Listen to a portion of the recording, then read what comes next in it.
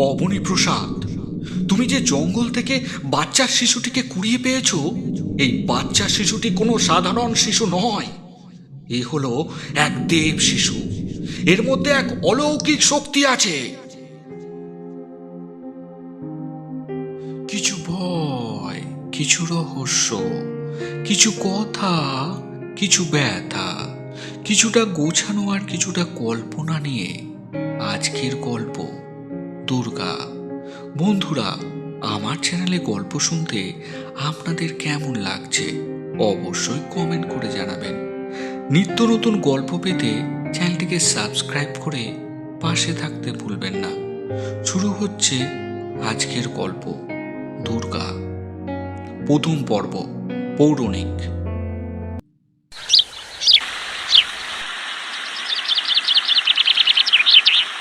পাহাড়ের কোল থেকে ঝর্ণার জলরাশি দাপিয়ে পড়ছে পাথরের বুকে।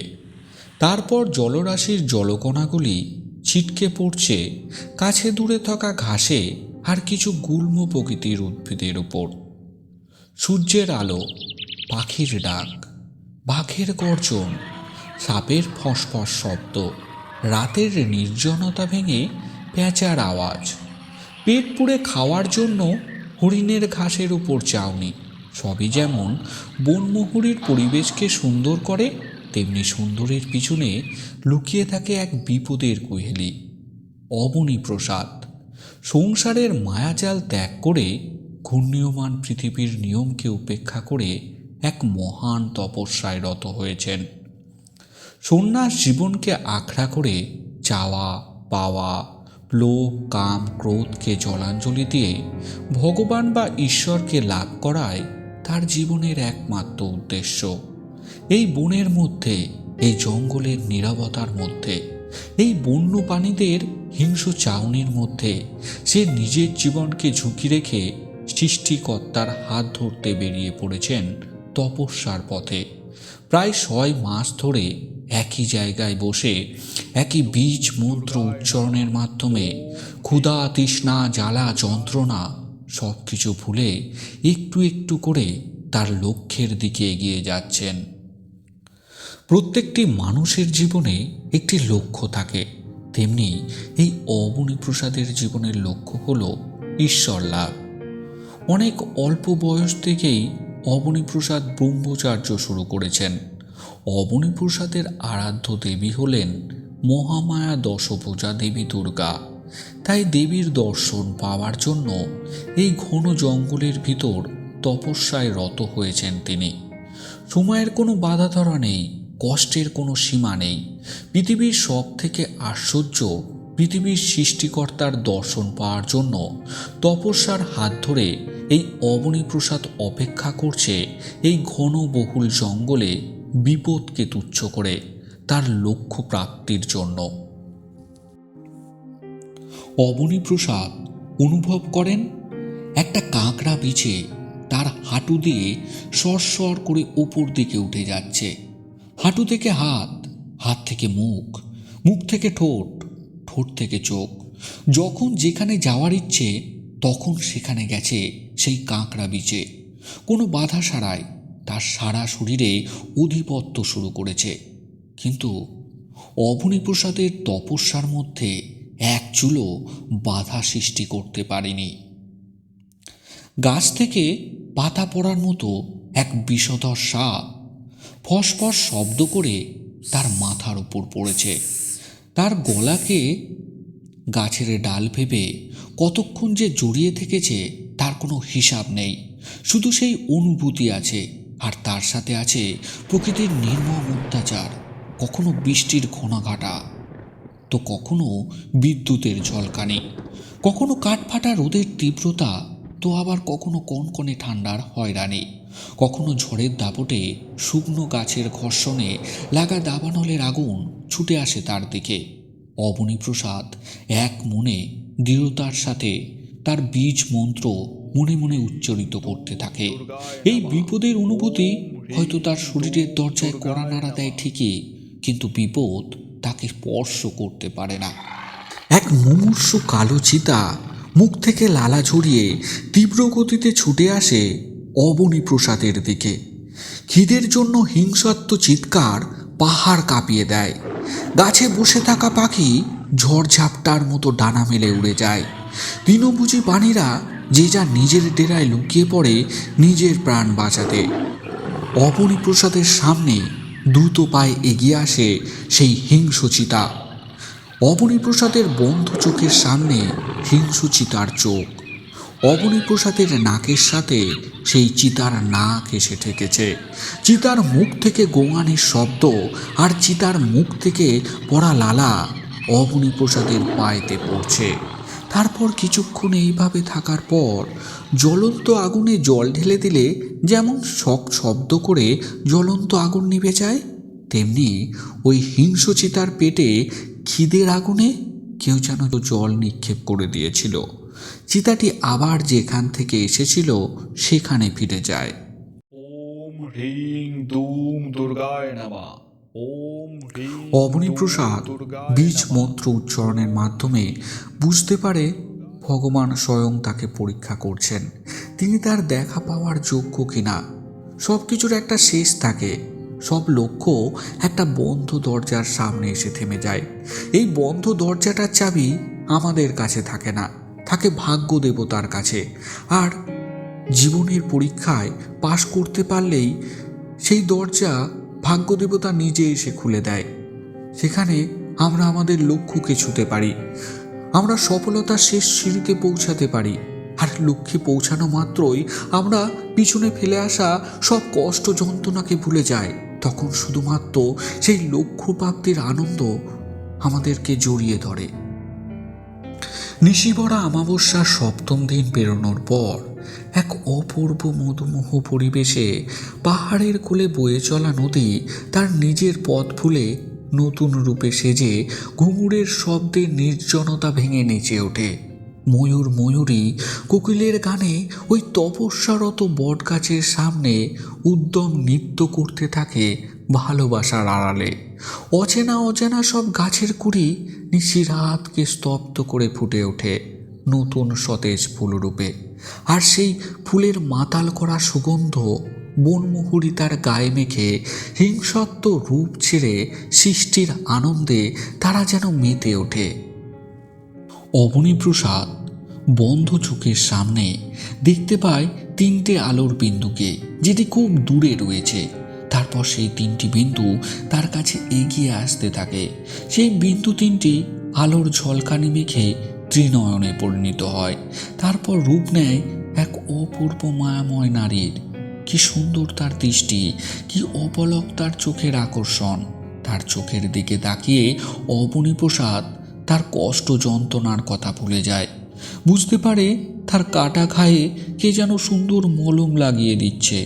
আলোময় সেই নারীর খোলা চুল, ত্রিনয়ন, 10 হাত, পায়ের কাছে এক সিংহ কেশর নাড়ছে। 10 হাতে আজ কোনো অস্ত্র নেই, আছে শুধু আশীর্বাদ। অবনীপ্রসাদ বুঝতে পারে তার তপস্যা সার্থক হয়েছে, সে দেবীর দর্শন পেয়েছে। এই সৃষ্টিশীল মায়ের রূপের এমন নেশা যে ত্রিনয়নের দিকে তাকিয়ে সারা জীবন ডুবে থাকা যায়। মায়ের মুখে কি রহস্যময় হাসি, চোখেতে রয়েছে সৃষ্টির খেলা, চুলের মধ্যে তারাময় কালো আকাশ। এত সুন্দর রূপ যা বলার জন্য লেখকের মুখের ভাষার শব্দ হারিয়ে যায়। সেই মায়াময় সৃষ্টিশীল দেবী হাসি মুখে অবনীপ্রসাদের মুখের দিকে চেয়ে বলে, বৎস, আমি তোমার তপস্যায় মুগ্ধ হয়েছি। তুমি আমার থেকে কি আশীর্বাদ চাও বৎস?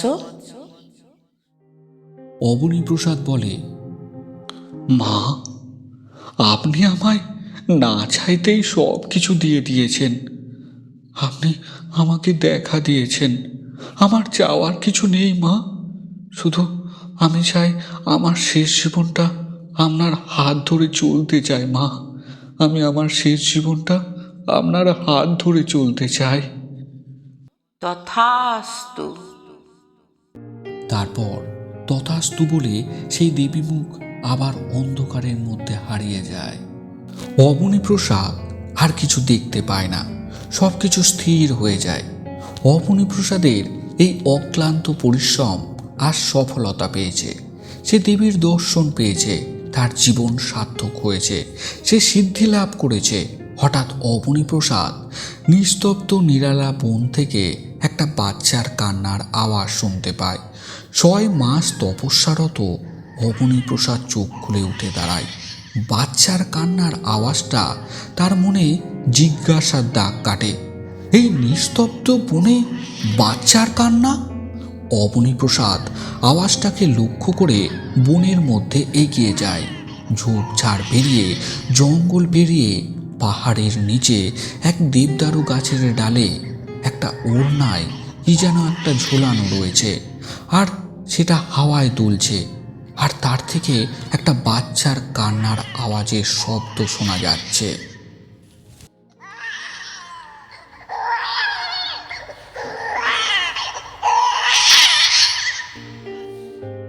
অবনীপ্রসাদ নিজের কৌতূহল মেটাতে দেবদারু গাছের উপরে ওঠে। তারপর গাছের ডালে বসে ওড়নায় জড়ানো পুডলিটাকে নিজের কোলে এনে দেখে তার মধ্যে একটা বাচ্চা শিশু। অবনীপ্রসাদের বড় বড় চুলদারি গোপ থেকে বাচ্চা শিশুটি ভয় না পেয়ে কান্না থামিয়ে নিষ্ফলক দৃষ্টিতে তার দিকে চেয়ে হাসছে। অবনীপ্রসাদের এই দৃষ্টিটা প্রচুর চেনা লাগে। তার মনে পড়ে তপস্যারত অবস্থায় যে দেবীর দর্শন সে পেয়েছিল, সেই দেবীর দৃষ্টির সাথে এই শিশুটির দৃষ্টির অনেক মিল আছে। সে দেবদারু গাছের ডালে বসে বাচ্চা শিশুটির দিকে চেয়ে অনেকক্ষণ বসে থাকে। কেমন যেন ওই শিশুটির দৃষ্টিতে তার চোখে ঘোর লেগে যায়। উড়ন্ত পাখির কুজনে ঘোর কাটলে অবনীপ্রসাদ বাচ্চা শিশুটিকে কোলে নিয়ে গাছ থেকে নিচে নেমে আসে। অবনীপ্রসাদ বাচ্চা শিশুটিকে কোলে নিয়ে পাহাড় জঙ্গল পেরিয়ে লোকালয়ের দিকে হাঁটতে থাকে। পথ চলতে চলতে অবনীপ্রসাদ দেখে যে শিশুটি কন্যা সন্তান। তখন অবনীপ্রসাদের মনে পড়ে যে সে দেবীর কাছে প্রার্থনা করেছিল, আপনি আমাকে দেখা দিয়েছেন, আমার চাওয়ার কিছু নেই মা, শুধু আমি চাই আমার শেষ জীবনটা আপনার হাত ধরে চলতে চাই মা। অবনীপ্রসাদ মনে মনে ঠিক করে নেয় এই বাচ্চা শিশুটির নাম দেবে দুর্গা। লোকালয়ে এসে অবনীপ্রসাদ এক গোয়ালিনীর কাছ থেকে দুধ চেয়ে দুর্গাকে খাওয়ায়। যতবার দুর্গার খিদে পায় সে কাঁদে, আর অবনীপ্রসাদ ততবার সেই গোয়ালিনীর কাছে ছুটে যায়। শেষমেশে গোয়ালিনী রেগে গিয়ে তিরস্কারের সাথে বলে, দেখো সাধু বাবা, এই নিয়ে তো 5-6বার তোমাকে আমি দুধ দিলুম, যতবার আসছো ততবারই আমি তোমাকে দুধ দিছি, কিন্তু আমি তো দুধের ব্যবসা করি গো, এই বিনা পয়সায় দুধ আমি আর দিতে পারুম না, আমাকে ক্ষমা করো সাধু বাবা। গোয়ালিনীর তিরস্কারের মধ্যে এক সত্যতা আছে। অবনীপ্রসাদ বুঝতে পারে যে দেবীর দর্শন পাওয়ার জন্য সন্ন্যাস গ্রহণ করে ঘর ছেড়েছিল, আর আজ সেই দেব শিশুর জন্য অবনীপ্রসাদ এই পাহাড় ঝর্ণা, এই পাখির কুজন, এই সন্ন্যাস জীবন ছেড়ে কলকাতায় তার আদি বাড়ির দিকে পা বাড়ায়। কলকাতার বাড়িতে এসে ধুলোবালি ঝেড়ে ভূতের বাড়িকে বাসযোগ্য করে অবনীপ্রসাদ তার মেয়ে দুর্গাকে নিয়ে বসবাস শুরু করে।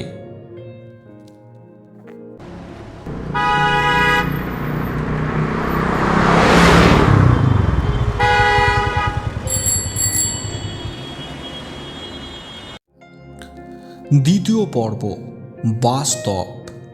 দুর্গা এখন আর ছোট নেই, তার বয়স এখন 9 বছর। সে এখন ক্লাস 4-এ পড়ে। অবনীপ্রসাদের চেহারার কিছু পরিবর্তন হয়নি। সেই বড় বড় চোখ, ফর্সা মুখ, মাথায় লম্বা চুল ঘাড় পর্যন্ত নেমে এসেছে, মুখে কাঁচা পাকা গোঁফ দাড়িতে ভর্তি, কপালে লাল তিলক, গায়ে লাল ফতুয়া আর ধুতি, পায়েতে জুতোর বদলে খড়ম পড়ে। জীবন ধারণের জন্য অবনীপ্রসাদ এখন অটো চালায়। দুর্গার দেখাশোনার জন্য অবনীপ্রসাদ বাড়িতে একটা আয়া রেখেছেন। তাদের জীবনটা খুব সুন্দরভাবে হেসে খেলেই চলছিল, কিন্তু অদৃষ্ট অন্য কিছু লিখে রেখেছিলেন তাদের ভাগ্যে। একদিন দুর্গা স্কুল থেকে বাড়ি ফিরে আসে না। দুর্গাকে যে মহিলা দেখাশোনা করত সে কাঁদতে কাঁদতে অবনীপ্রসাদকে ফোন করে বলে, হ্যালো হ্যালো দাদা, আমি না দুর্গাকে কোথাও খুঁজে পাচ্ছি না। আমি স্কুলেও গেছিলাম, স্কুলে গিয়েও 4-5টা খুঁজেছি, সেখানটা পাইনি। বাড়িতে এসেও 4-5টা দেখছি, কোথাও খুঁজে পাচ্ছি না দাদা। তুমি একটু তাড়াতাড়ি এসো না দাদা, তাড়াতাড়ি এসো না। অবনীপ্রসাদ অটো নিয়ে স্কুল থেকে বাড়ি, বাড়ি থেকে পাড়, দুর্গার বন্ধু বান্ধব সব জায়গায় খোঁজ করে, কিন্তু কোথাও দুর্গার খোঁজ পাওয়া যায় না। অবনীপ্রসাদ খুঁজতে খুঁজতে ক্লান্ত হয়ে দুঃখিত মন নিয়ে থানায় যায় দুর্গার নিখোঁজের ডায়েরি করতে। অবনীপ্রসাদ থানার ভিতরে ঢুকে দেখেন পুলিশ অফিসারটি অন্য কারোর সাথে তার অ্যান্ড্রয়েড ফোনে কথা বলতে ব্যস্ত। এখনো ঘুমায়নি? আপনি স্যারিনেস আর ফিনারগান দুটো ওষুধ মিশিয়ে ওকে পুশ করে দিন। ও চিৎকার করছে না? খুব খুব চিৎকার করছে, তাই না? গলাটা এখানেও শোনা যাচ্ছে। ও খুব ক্লান্ত হয়ে পড়ছে। আর শুনুন শুনুন, হাতে পায়ে দড়ি বাঁধার দরকার নেই। যতটা পারবেন ভালোবেসে বুঝিয়ে করার চেষ্টা করুন একটু, হ্যাঁ? কোনো অসুবিধা হলে অবশ্যই আমায় ফোন করবেন। এই কথাগুলি পুলিশ অফিসারটি তার অ্যান্ড্রয়েড ফোনে অন্য কাউকে আদেশ দিচ্ছিলেন। তারপর ফোনটা টেবিলে রেখে অবনীপ্রসাদকে সামনের চেয়ারে ইশারায় বসতে বলেন। অবনীপ্রসাদ দুঃখের সাথে বললেন, আমার মেয়ে দুর্গা স্কুল থেকে বাড়ি ফিরে আসেনি, তার জন্য আমি একটা মিসিং ডায়েরি লিখতে এসেছি। আপনার মেয়ের নাম আর স্কুলের নাম বলুন। আমার মেয়ের নাম দুর্গা চক্রবর্তী। ও নারী শিক্ষা মন্দিরে পড়ে। দুপুরবেলা ওই 3টে-3:30 সময় বাড়ি ফিরে আসে, কিন্তু আজকে আর ফিরে আসেনি। পুলিশ অফিসারটি মিসিং ডায়েরির জন্য যা যা তথ্য প্রয়োজন সব তার ডায়েরিতে নোট করছিলেন। পুলিশ অফিসারটির সাথে অবনীপ্রসাদের কথাবার্তা চলাকালীন ধপধপ পায়ের শব্দ করে এমএলএ বৈদ্যনাথ মল্লিক অবনীপ্রসাদের পাশের খালি চেয়ারটা টেনে নিয়ে এক ঝটকায় বসে বলতে শুরু করলেন, দেখুন স্যার, আমাকে একটা নাম্বার থেকে বারবার কে যেন ফোন করে বলছে আপনার বাচ্চাকে আমরা স্কুল থেকে কিডন্যাপ করেছি। প্রথমে ভেবেছিলাম হয়তো কেউ মজা করছে, তাই পাত্তা দিচ্ছিলাম না। কিন্তু যখনই ও আমার বাচ্চার নাম, স্কুলের গাড়ির নাম্বার পই পই করে বলতে শুরু করলো, তখন আমার মনে না বড় সন্দেহ জাগলো জানেন। আর তার থেকেও বড় কথা, নেতা মন্ত্রীর সাথে কে এমন আড্ডাই আর কি মারবে বলুন তো? আর তার থেকেও বড় কথা, আমার মেয়ে তো জ্বর হওয়ার জন্য 2 দিন স্কুলেই যায়নি, বাড়িতেই রয়েছে। তাহলে আমাকে ওরা এমনি কেন বিরক্ত করছে বলুন তো? পুলিশ অফিসারটি বললেন, আপনার মেয়ের নাম আর স্কুলের নাম বলুন। আমার মেয়ের স্কুলের নাম হলো নারী শিক্ষা মন্দির, আর মেয়ের নাম হলো মধুরিমা মল্লিক। যে স্কুল বাসটি করে যাওয়া আসা করে তার নাম্বার হলো WB85H8924। পুলিশটির কাছে আর পাশের চেয়ারে বসে থাকা অবনীপ্রসাদের কাছে পরিষ্কার হয়ে যায় যে এমএলএ বৈদ্যনাথ মল্লিকের মেয়ে ভেবে দুর্গাকে ওরা কিডন্যাপ করেছে। কারণ দুর্গার স্কুল আর মধুরিমার স্কুল এক। দুর্গা যেই স্কুল গাড়ি করে ফিরত, মধুরিমাও সেই স্কুল গাড়ি করেই ফিরত। হঠাৎ টং টং শব্দ করে বৈদ্যনাথ মল্লিকের ফোনটা বেজে ওঠে। বৈদ্যনাথ মল্লিক নাম্বারটা দেখে চিৎকার করে বলে ওঠে, স্যার, স্যার দেখুন, আবার সেই নাম্বারটা থেকে ফোন এসেছে স্যার। হ্যাঁ হ্যাঁ, ফোনটা রিসিভ করুন, স্পিকার ও রেকর্ডিং অপশানটা অন করে। হ্যালো বলতেই ফোনের পিছন থেকে এক আওয়াজ ভেসে আসে, শুনুন এমএলএ বৈদ্যনাথ মল্লিক, আপনার মেয়ে এখন আমাদের ডেরায়। আমরা কোনো কিডন্যাপিং মানি চাই না, আমরা আপনাকে শিক্ষা দিতে চাই। আপনি বেকার যুবক যুবতীদের স্কুলে চাকরি দেবার প্রলোভন দেখিয়ে দেখিয়ে যে কোটি কোটি টাকা আপনি আত্মসাৎ করে বসে আছেন তা আমরা ফেরত চাই।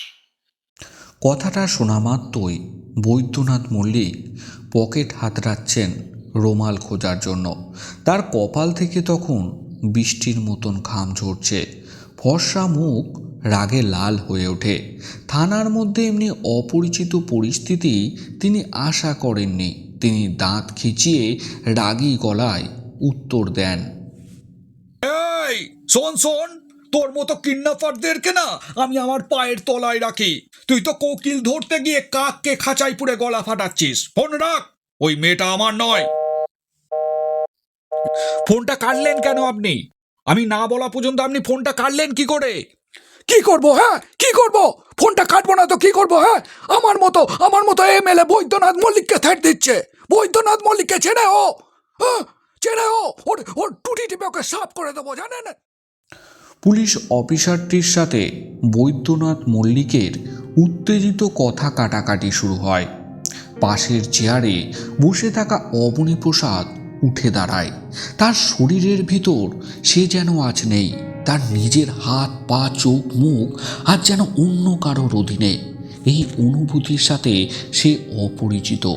এই অনুভূতি আজ তার প্রথমবার হচ্ছে। কোনো অপরিচিত শক্তি তাকে যেন আজ পরিচালনা করছে।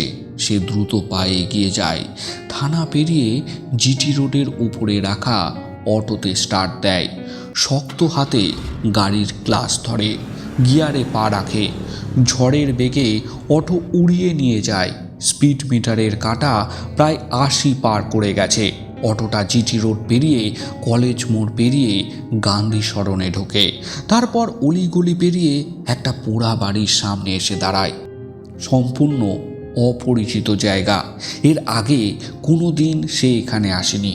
কি করতে হবে সে জানে না। কোনো অপরিচিত শক্তি তাকে যেন আজ ঠেলে ঠেলে নিয়ে যাচ্ছে। পোড়া বাড়ির সদর দরজাটা একটা ভাঙা চোরা টিনের ছিল।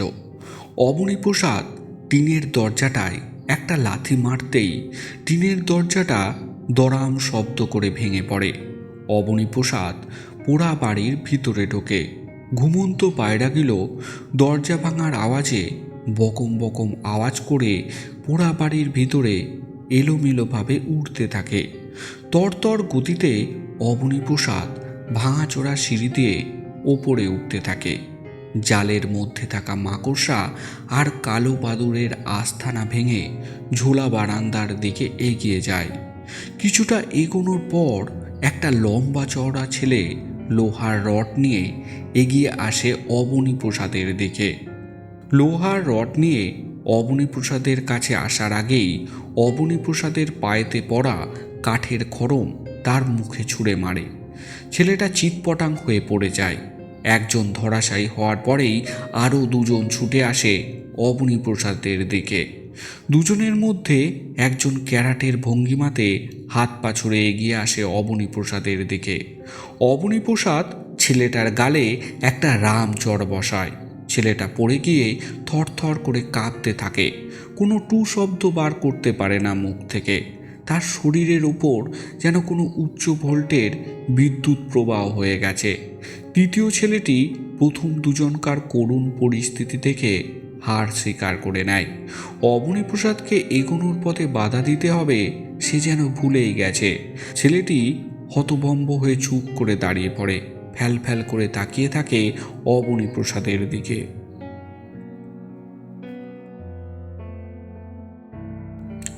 খোলা বারান্দা পেরিয়ে লাইট জ্বলা ঘরটার সামনে যেতেই পুরনো কাঠের দরজা কটকট শব্দ করে খুলে যায়। একটা ছেলে বেরিয়ে আসে অবনীপ্রসাদকে দেখে। প্যান্টের পকেট থেকে একটা রাম চাকু বার করে। অবনীপ্রসাদ দেখে আগের 3টে ছেলের থেকে এই ছেলেটির চোখের চাউনি একটু আলাদা, একটু সাহসী প্রকৃতির। অবনীপ্রসাদ চিৎকার করে বলে, কি করতে যাচ্ছিস? হ্যাঁ, তুই কি করতে যাচ্ছিস? ছুরিটা নিচে রাখ রে ভাই, ছুরিটা নিচে রাখ। তোর হাতে যে ছুরি মানায় না। আমার কথা শোন, তোর মায়ের সোনাদানা বেচে চাকরির লোভে তুই যে এমএলএকে টাকা দিয়েছিলিস সেই টাকা আমি ফিরিয়ে দেওয়ার ব্যবস্থা করে দেবো। আমি তোকে কথা দিলাম। আর তুই তুই যাকে কিডন্যাপ করে এনেছিস সে হলো আমার মেয়ে দুর্গা, ওই বৈদ্যনাথ মল্লিকের ও মেয়ে নয়। আমি সাধু সন্ন্যাসী মানুষ, কোনো ডিটেকটিভ পুলিশ নই। তুই আমায় বিশ্বাস কর, তোর সব বিপদ কেটে যাবে। আবার আবার নতুন করে তুই জীবন শুরু করতে পারবি। ছেড়ে দে, ছেড়ে দে ওই সব খারাপ রাস্তা। আমার কথা শোন, ছুরিটা নিচে রেখে দে, আমার মেয়েকে ফিরিয়ে দে তোরা। অবনীপ্রসাদ দেখে একটা মেয়ে একটা হরলিক্স আর বিস্কুট দুর্গাকে একটা চেয়ারে বসে খাওয়াচ্ছে। মেয়েটা হয়তো কিডন্যাপার দলেরই সদস্য। অবনীপ্রসাদ বুঝতে পারে বেকার শিক্ষিত ছেলেমেয়েরা বাপ মায়ের শেষ সম্বলটুকু বেচে বেকারত্বকে মোছার জন্য কিছু ঠক জোচ্চোরের পাল্লায় পড়ে চাকরি পাওয়ার প্রবণতায় অন্ধকারে রাস্তা হারিয়েছে। দুর্গা অবনীপ্রসাদের কাছে ছুটে আসে, বাবা বলে জড়িয়ে ধরে। বাবা, বাবা! এই কিডন্যাপার ছেলেমেয়েদের দেখে অবনীপ্রসাদের বড় মায়া লাগে। অবনীপ্রসাদ বলে, যে ফোনটা থেকে তোমরা এমএলএ বৈদ্যনাথ মল্লিককে ফোন করেছিলে সেই ফোনটার সিমটা খুলে ফেলে দাও, কারণ তোমাদের লোকেশন জেনে পুলিশ আসতে পারে এখানে। আর তোমাদের দুজনকার তো আঘাতও লেগেছে দেখছি। চলো আমার সাথে, আমি তোমাদের বিপদমুক্ত জায়গায় ছেড়ে দেবো। আর শোনো, তোমাদের টাকা আমি ফিরিয়ে দেবার যথাসাধ্য চেষ্টা করব। 5 জন কিডন্যাপারকে অটোতে বসিয়ে অবনীপ্রসাদ মিতিয়াগড়ের মাঠে নিয়ে আসে। যে 2 জন কিডন্যাপারের আঘাত লেগেছিল অটোতে থাকা ফার্স্ট এড বাক্স খুলে অবনীপ্রসাদ ব্যান্ডেজ ও ওষুধ লাগিয়ে দেয়। তারপর অবনীপ্রসাদ বলে, তোমাদের সবার টাকা আমি ফিরিয়ে দেওয়ার চেষ্টা করব। তার জন্য তো তোমাদের সাথে যোগাযোগ থাকা দরকার। তোমরা বরং আমাকে একটা ফোন নাম্বার দাও। তোমরা আমায় বিশ্বাস করতে পারো, আমি সাধু সন্ন্যাসী মানুষ। আমি তোমাদের ভালো ছাড়া কোনোদিন ক্ষতি করব না। তোমাদের অসহায় পরিস্থিতি দেখে আমি খুব দুঃখিত বোধ করি। অবনীপ্রসাদের কথা শুনে কিডন্যাপারদের মনে একটা বিশ্বাসের সূর্য উদয় হয়। তারা তাদের ফোন নাম্বার অবনীপ্রসাদকে দিয়ে চলে যায়। অবনীপ্রসাদ দুর্গাকে নিয়ে বাড়ি ফিরে আসে। রাত 12টার সময় নিজের বাড়িতে এমএলএ বৈদ্যনাথ মল্লিক একটা বড় শক্তপাক্ত বাক্সে তালা লাগাতে ব্যস্ত।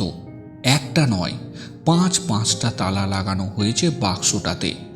বৈদ্যনাথ মল্লিক তার পোষা মার্শালম্যানদের হুকুম দেয় লোহার বাক্সটা বোলেরো গাড়িটাতে তুলতে। 2 জন নয়, 4 জন নয়, 6 জন মিলেও বাক্স তুলতে হিমশিম খেয়ে যাচ্ছে। তাদের মধ্যে একজন গুন্ডাগোছের ছেলে বলে উঠল, বলছিলাম কি বস, এটা কি আছে বলুন তো এত ভারী? এত কষ্ট করে এটা তোলার থেকে একটা ক্রেন ভাড়া করে নিলে ভালো হতো না?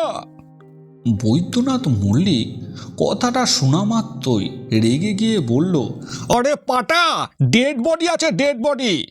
একটা নয়, 4-5টা ডেড বডি আছে, বুঝতে পেরেছিস? তুই বেশি বকলে না তোকেও মেরে পার্সেল করে পাঠিয়ে দেব। যা বলছি তাড়াতাড়ি কর, বাক্সটা গাড়িতে তোল। জলছবির মতো সব দেখতে পাচ্ছে অবনীপ্রসাদ তার স্বপ্নে। হঠাৎ ঘুমটা ভেঙে গেল। আবার সেই অপরিচিত অনুভূতি তাকে ভর করেছে। পাশের বিছনায় দুর্গা গভীর ঘুমে আচ্ছন্ন। বাড়ির দরজা খুলে বাইরে বেরোয় অবনীপ্রসাদ। তারপর আস্তে আস্তে দরজা বন্ধ করে দেয়। অটোতে স্টার্ট দেয়। হাওয়ার গতিতে অটো উড়িয়ে নিয়ে যায় অবনীপ্রসাদ।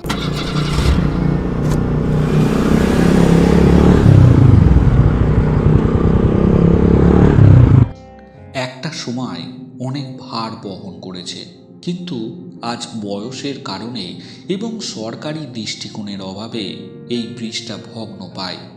বড় লোডের গাড়ি এই ব্রিজ দিয়ে যাওয়া আসা করে না। অবনীপ্রসাদ বড় কিছু পাথর রাস্তা থেকে তুলে তার অটো সিটের উপরে রেখেছে। আর পাশের মন্দির থেকে বাবা শিবের ত্রিশূলটা আসছে ধার করে এনেছে। এই ভগ্নপ্রায় ব্রিজের উপর অবনীপ্রসাদের অটো অপেক্ষা করছে বৈদ্যনাথ মল্লিকের জন্য। স্বপ্নে দেখা বোলেরো গাড়িটার নাম্বার আর রং তার চোখের সামনে ঘুরছে। অনেকক্ষণ অপেক্ষা করার পর অপেক্ষার অবসান ঘটিয়ে বোলেরো গাড়িটা ঝড়ের বেগে ব্রিজের উপর উঠে আসে।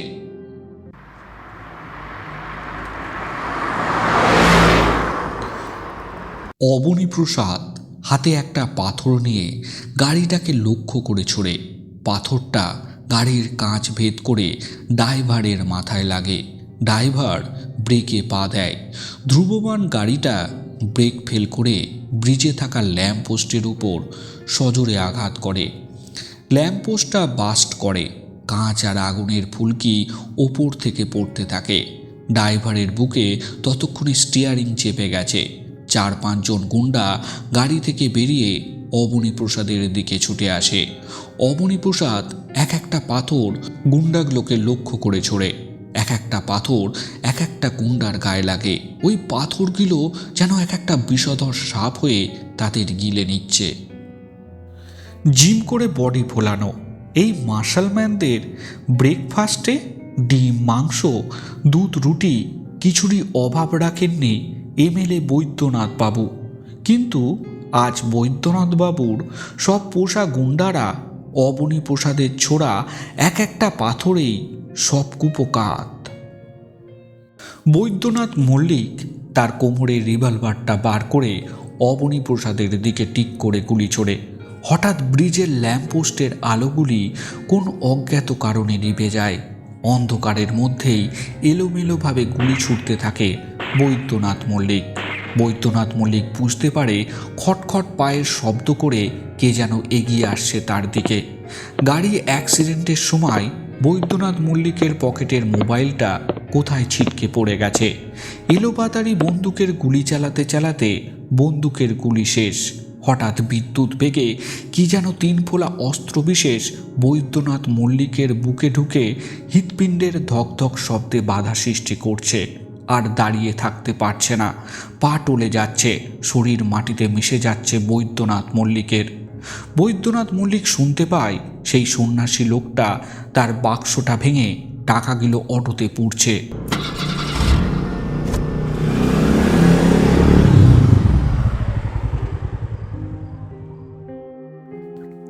তারপর সেই কিডন্যাপার আর তাদের বন্ধু বান্ধব লিস্ট তৈরি করলে খাতার পৃষ্ঠা শেষ হয়ে যাবে। বেকারত্ব ঘোচাতে এইসব ছেলেপিলেরা এই ঠক জোচ্চোরদের ফাঁদে পা দিয়েছিল। অবনীপ্রসাদ তাদের হারানো টাকা ও মনোবল ফিরিয়ে দেয়, সৎভাবে বাঁচার প্রেরণা যোগায়। তৃতীয় পর্ব, বিশ্বাস অবিশ্বাস। গল্পটা হয়তো এখানেই শেষ হয়ে যেতে পারত যদি আমার ভূমিকাটা না থাকতো। আমার নাম বিনায়ক চট্টোপাধ্যায়। আমি জীবনে 2টি শপথ করেছিলাম জানেন। প্রথমটা হলো পুলিশ ইন্সপেক্টর পদে যোগ দেবার আগে আমি শপথ করেছিলাম আমি আমার বর্দি, আমার মাথায় থাকা অশোক স্তম্ভ আর এই আইন কানুনের মান রাখবো, সৎ পথে চলবো। কিন্তু আমি পারিনি জানেন। চোখের সামনে অপরাধী ঘুরে বেড়ায়, পুলিশের সামনেই মস্তান আঙুল তুলে কথা বলে। একটা ফোন আসে অথবা নেতার চাপে অপরাধীর ফাইল বন্ধ হয়ে যায়। মাঝে মাঝে মনে হয় আমার সার্ভিস রিভলভারটা কপালে ঠেকিয়ে ট্রিগারটা টিপে দিই। এই হলো আমার প্রথম শপথের পরাজয়। আর দ্বিতীয়টা বলি, আমি অগ্নি শপথ করে বিয়ে করেছিলাম এক দুঃখী গরিব ঘরের মেয়েকে। আমি ওর বাবার কাছে শপথ করেছিলাম সব দুঃখ যন্ত্রণা থেকে ওকে দূরে রাখবো, পৃথিবীর সব সুখ ওর পায়ের কাছে এনে দেব। কিন্তু সেই শপথ বজায় রাখতে পারিনি জানেন। সে এখন বদ্ধ পাগল। আমি হলাম সেই অফিসার ইনচার্জ যার কাছে অবনীপ্রসাদ তার মেয়ের মিসিং ডায়েরি লেখাতে এসেছিল। আমি তখন ফোনে বাড়িতে থাকা আমার নার্সকে আমার স্ত্রীর ঘুমের জন্য স্যারিনেস আর ফিনারগান ইঞ্জেকশন পুশ করার কথা বলছিলাম। আপনি ফ্ল্যাশব্যাকে গেলে দেখতে পাবেন। আমি আবার ভগবানকে ঠিক বিশ্বাস করি না, জানেন তো। ছোটবেলা থেকেই আমি এমনি নাস্তিক প্রকৃতির। চোখ খোলা রাখলেই দেখতে পাবেন কত মানুষ নিজের মা বাবাকে ঠিক মতো দেখে না, কিন্তু কত পুজো করার ধুম। আসল ভগবানকে ছেড়ে মাটির পুতুলের কাছে কত শখ আহ্লাদ করে। ভগবান খায় না, কিন্তু যে মানুষ খেতে চায় মানুষ ভগবান ভেবে তাকে দেয় না। আমার মা বনেদি বাড়ির মেয়ে। আমার মামার বাড়িতে দুর্গা পুজো হতো। আমার মা দুর্গা ঠাকুরের অন্ধ ভক্ত। আমার মায়ের অন্ধবিশ্বাস মা দুর্গা নাকি স্বয়ং এসে আমাদের ভাঙাচোরা সংসারটাকে ফেভিকল দিয়ে জুড়ে যাবে। যাকগে সেসব কথা, গল্পেতে আবার ফিরে আসা যাক। এই ঘটনাটার ঠিক 2 দিন পর অবনীপ্রসাদ একটা বাচ্চাপানা মেয়েকে সঙ্গে করে থানায় আসে। আমার অনুরোধে উনি চেয়ারে বসেন। তারপর উনি বললেন, যখন কিডন্যাপাররা বুঝতে পারে যে তারা ভুল মেয়েকে কিডন্যাপ করে এনেছে, তখন তারা আমার মেয়েকে নিজেরাই বাড়িতে দিয়ে যায়। যাই হোক, আপনি মিসিং ডায়েরিটা উইথড্র করে নিন। আমি বললাম, ঠিক আছে। আমার চোখ পাশে বসে থাকা মেয়েটার ওপর গেল। আমার কেমন যেন ওকে চেনা চেনা লাগছে, বিশেষ করে ওর চোখ দুটো। ও যেন আমার খুব পরিচিত, খুব কাছের। আমি বাচ্চাটাকে দেখে মনের কথা মুখে চেপে রাখতে পারলাম না। আমি মেয়েটাকে বললাম, তোমার নাম কি? মেয়েটি বলল, আমার নাম দুর্গা। আমি অবনীবাবুকে বললাম, আপনার মেয়ের চোখ দুটো খুব আকর্ষণীয়, খুব মায়াময়। অবনীবাবু বললেন, ও হলো দেবকন্যা, দুর্গার অংশ। আমি বললাম, আপনি আমাকে একটু বুঝিয়ে বলবেন আপনার দেবকন্যার রহস্য? আমি ঠিক বুঝতে পারলাম না, জানেন। তারপর উনি যে দেবকন্যার গল্প বললেন তা শুনে আমি চমকে উঠলাম। গায়ের লোম এমন একটা ছিল না যা খাড়া হয়নি। ভাগ্যে আমি চেয়ারে বসেছিলাম, নয়তো এতক্ষণে মাথা ঘুরে পড়ে যেতাম। আমি টেবিলে রাখা কাচের গ্লাসের জলটা খেয়ে বললাম, চলুন আমার সাথে। আমি ওদের নিয়ে জিপে বসিয়ে বাড়ির উদ্দেশ্যে যাত্রা করলাম। গাড়ির জানলা দিয়ে ঠান্ডা হাওয়া আমার গায়ে লাগছে। আমার বুকের ভিতর প্রবল ঝড় উঠেছে। পুলিশদের বলে নাকি কাঁদতে নেই, কিন্তু আমার চোখ দিয়ে উষ্ণ জল নেমে আসছে। এটা কি করে সম্ভব? এটা কি কোনো অলৌকিক? আজ থেকে প্রায় 9 বছর আগে আমি একটা পাহাড়ি গ্রামে পোস্টিং ছিলাম। এক রবিবার ছুটির দিন আমি আমার স্ত্রী আর আমার সদ্যজাত শিশু অনন্যাকে নিয়ে পাহাড়ে বেড়াতে গিয়েছিলাম। পাহাড়ের ওয়েদার প্রায় চেঞ্জ হয়, কখনো ঠান্ডা তো কখনো গরম। ঠান্ডাটা বেশি পড়ায় আমার স্ত্রী বলে, এই দেখো না, অনন্যার বোধহয় ঠান্ডা লাগছে, জানো তো। সোয়েটারটাও তো আনিনি। আমি কি করি বলো তো? দাঁড়াও, আমার ওড়নাটা দিয়ে ওকে ভালো করে একটু জড়িয়ে নিই। আমার স্ত্রী তার ওড়না দিয়ে অনন্যাকে জড়িয়ে নেয়। আমরা পাহাড়ের সৌন্দর্য দেখব বলে আমরা গাড়ি করে পাহাড়ি রাস্তা ধরে খুব সাবধানতা অবলম্বন করে যাচ্ছিলাম। হঠাৎ আমাদের গাড়ি কেঁপে ওঠে। পাহাড়ি ধসে সামনের গাড়িটা পাহাড়ি রাস্তা ভেঙে খাদে পড়ে যায়। পিছনের গাড়িটা আমাদের গাড়িটাকে সজোরে ধাক্কা মারে, সেটাও খাদে পড়ে যায়। কিন্তু পিছনের গাড়িটার ধাক্কার জোরে আমাদের গাড়িটা উল্টে যায় এবং পাহাড়ের একটা গাছে গিয়ে আটকে যায়। আমি আমার পাশে বসে থাকা স্ত্রীকে গাড়ির দরজা খুলে পড়ে যাওয়ার আগেই তার হাত ধরে নিই, কিন্তু ততক্ষণে জানলা দিয়ে আমাদের সদ্যজাত কন্যা অনন্যা গলে গিয়েছে খাদের দিকে। আমার মাথায় ব্যান্ডেজ, ঠিকমতো হাঁটতে পারছিলাম না, সারা শরীরে আঘাতের চিহ্ন। এরকম পরিস্থিতিতেও হার মানেনি। সারা জঙ্গল তোলপাড় করে দিয়েছি, হেলিকপ্টার নিয়ে চিরুনি তল্লাশি করেও অনন্যার খোঁজ পাইনি। বলতে কষ্ট লাগছে, কোনো হিংস্র প্রাণীর আহার হয়েছে ভেবে আমি আমার শেষ চেষ্টা ছেড়ে দিয়েছি। অনন্যা চলে যাবার পর আমার স্ত্রী বদ্ধ পাগল হয়ে যায়। আমার অনন্যা কোথায় গেল? আমার অনন্যা কোথায় গেল? আমার অনন্যা ঘুমোচ্ছে না তো? ও তো বিছানায় শুয়ে নেই, ও তো ঘুমোয়নি। ও বাবা গো, কোথায় গেল গো? আমার অনন্যাকে তোমরা কেউ দেখেছো নাকি গো? ও কি গো, তোমরা সব চুপ করে আছো কেন? কিছু বলছো না কেন? তুমি জানো কোথায় গেছে আমার অনন্যা? তাড়াতাড়ি বলো না গো। দুর্গা আর অবনী প্রসাদকে নিয়ে আমি আমার বাড়িতে আসি। আমি ছুটে যাই আমার স্ত্রীর কাছে, যে তার কন্যাকে হারানোর ফলে মানসিক অবসাদে ভুগছে। সে ছুটে আসে, দুর্গাকে জড়িয়ে ধরে। আমি কাঁদি, আমার মা কাঁদে, আমার স্ত্রী কাঁদে, আমার দুর্গা কাঁদে, অবনী প্রসাদ কাঁদে।